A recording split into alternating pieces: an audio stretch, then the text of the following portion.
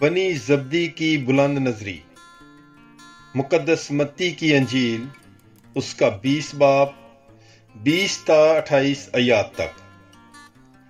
तब जब्दी के बेटों की मां अपने बेटों के साथ उसके पास आई और सजदा करके उससे कुछ अर्ज करने लगी।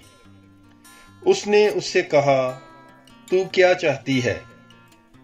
उसने उससे कहा, फरमा कि ये मेरे दोनों बेटे तेरी बादशाही में एक तेरे दाएं और एक तेरे बाएं बैठे। यसु ने जवाब में कहा, तुम नहीं जानते कि क्या मांगते हो। जो प्याला मैं पीने को हूं, क्या तुम पी सकते हो? उन्होंने उससे कहा, हम पी सकते हैं। उसने उनसे कहा, तुम मेरा प्याला तो पियोगे, लेकिन अपने दाएं या बाएं किसी को बैठाना मेरा काम नहीं। ये उनके लिए है जिनके लिए मेरे बाप की तरफ से मुकर्रर हुआ। और वो 10 ये सुनकर उन दोनों भाइयों से खफा हुए।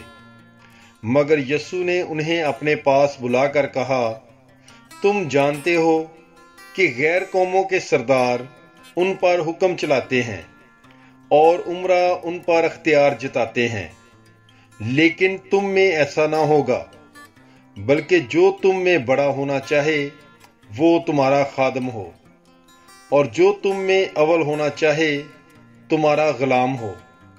चनाचे इब्ने इंसान इसलिए नहीं आया कि खिदमत कराए, बल्कि इसलिए कि खिदमत करे और अपनी जान बथेरों के बदले फिदिया में दे।